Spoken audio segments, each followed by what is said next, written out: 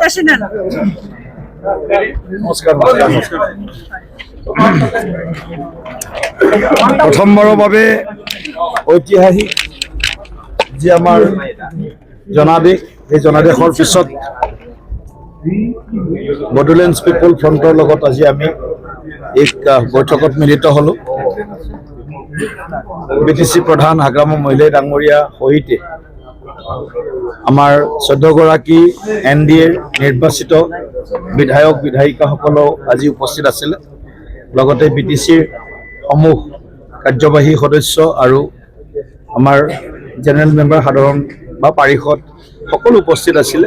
আৰু দুয়োটা দলৰ বিশেষভাৱে BPF BJP দলৰ আমাৰ 5খন জিলাৰ সভাপতি সাধাৰণ সম্পাদক প্ৰমুখ্যে আমাৰ বিষয়ববীয়াসকল উপস্থিত আছিল। আমি ঐতিহাসিক এই জনাদেশৰ এই মুহূৰ্তত আমি দুয়োটা দলে আগন্তুক 5 বছৰ কিদৰে আগবাঢ়িম, মিত্ৰতাৰ ধৰ্মৰ পালনৰ জৰিয়তে BTCৰ যি বসবাস কৰা সকলো জাতি জনগোষ্ঠীৰ উন্নয়ন আৰু সমবিকাশৰ বাবে কিদৰে আমি আগবাঢ়িম, এই গোটেইখিনি কথা আজি আমি ইয়াত আলোচনা কৰিলোঁ।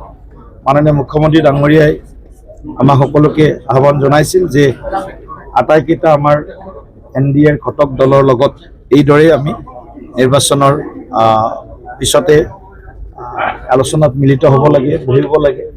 আৰু ইতিমধ্যে আমি অগপ দলৰ লগত আজি ৰাভা হাছং যৌথ মঞ্চৰ লগত বা সংগ্ৰামী মঞ্চৰ লগত, এতিয়া BPF দলৰ লগত আৰু আমাৰ যোৱাকালি কাৰ্যালয়তে আমি সন্মিলিত গণশক্তি অসমৰ লগত আমাৰ বৈঠক অনুষ্ঠিত হৈছে। ইতিমধ্যে আমাৰ প্ৰায়বিলাক দলৰ লগত বৈঠক হৈ গ'ল।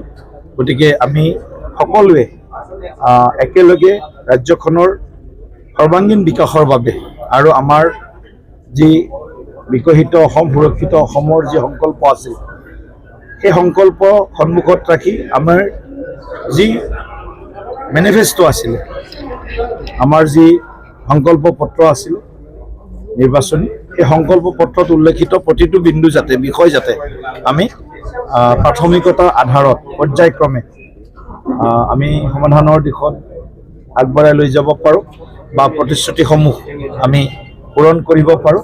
তাৰ কাৰণে নতুন চৰকাৰে 12 মে'ত শপত গ্ৰহণ কৰিব। সেই শপত গ্ৰহণ অনুষ্ঠানো এটা ঐতিহাসিক এটা অনুষ্ঠান হ'ব। গতিকে তাতো আমাৰ অসমৰ চৌদিশৰ পৰা BTCৰ পৰাও যথেষ্ট সংখ্যক আমাৰ দুয়োটা দলৰ কাৰ্যকৰ্তা বা তিনিওটা বা 5টা দলৰ কাৰ্যকৰ্তা, সমৰ্থক শুভাকাংক্ষী আহিব, নিৰ্বাচিত প্ৰতিনিধিসকল আহিব, বুথ সমিতিৰ সভাপতিসকলৰ পৰা আৰম্ভ কৰি সৰ্বস্তৰৰ কাৰ্যকৰ্তা আহিব, সমৰ্থক শুভাকাংক্ষীও স্বতঃস্ফূৰ্তভাৱে আহিব। সেই ঐতিহাসিক ক্ষণটো কিদৰে আমি উদযাপন কৰিম, সেই গোটেই বিষয়বিলাকো আজি আমাৰ বৈঠকত আলোচনা কৰিছোঁ। আৰু 9 তাৰিখে ৰাতিপুৱা 9 বজাত BJP বিধায়িনী দলৰ সভা আৰু 10 বজাত NDA বিধায়িনী দলৰ সভা আমি গুৱাহাটীত আয়োজন কৰিছোঁ। ইতিমধ্যে কাইলৈ আমাৰ কেন্দ্ৰীয় পৰ্যবেক্ষক ভাৰত চৰকাৰৰ মাননীয় স্বাস্থ্যমন্ত্ৰী JP নাড্ডা ডাঙৰীয়া আৰু হাৰিয়ানাৰ মাননীয় মুখ্যমন্ত্ৰী নায়ব সিং চেনী ডাঙৰীয়া কাইলৈ দুপৰীয়াই আমাৰ অসমত আহি উপস্থিত হ'ব। আৰু তেখেতসকলৰ উপস্থিতিতে এই বিধায়িনী দলৰ সভা অনুষ্ঠিত হ'ব। আৰু 12 তাৰিখে দিনৰ 11 বজাত নতুন মুখ্যমন্ত্ৰী হিচাপে আমি যিজনক মুখ্যমন্ত্ৰী পাতিব বিচাৰিছোঁ সকলোৱে মিলি তেখেতে শপত গ্ৰহণ কৰিব। প্ৰধানমন্ত্ৰী ডাঙৰীয়া আহিব, গৃহমন্ত্ৰী ডাঙৰীয়া আহিব, NDA শাসিত প্ৰদেশসমূহৰ মুখ্যমন্ত্ৰী, উপমুখ্যমন্ত্ৰী সকলো আহিব, NDA লিডাৰ্ছ আহিব, কেন্দ্ৰীয় মন্ত্ৰীসভাৰ কেবিনেট মন্ত্ৰীসকলৰ বিভিন্নজন মন্ত্ৰী উপস্থিত থাকিব।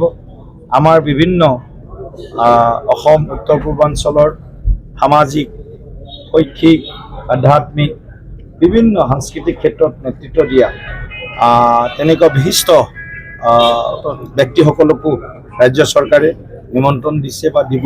গতিকে তেখেতসকলেও উপস্থিত থাকিব। এটা ঐতিহাসিক এটা উদযাপন আমি কৰিবৰ কাৰণে সাজু হৈছোঁ আৰু আপোনালোককো আমি নিমন্ত্ৰণ জনাইছোঁ। দলৰ পৰা কেইজন অন্তৰ্ভুক্তি হ'ব? এই বিষয়টো এতিয়া আলোচনা হোৱা নাই।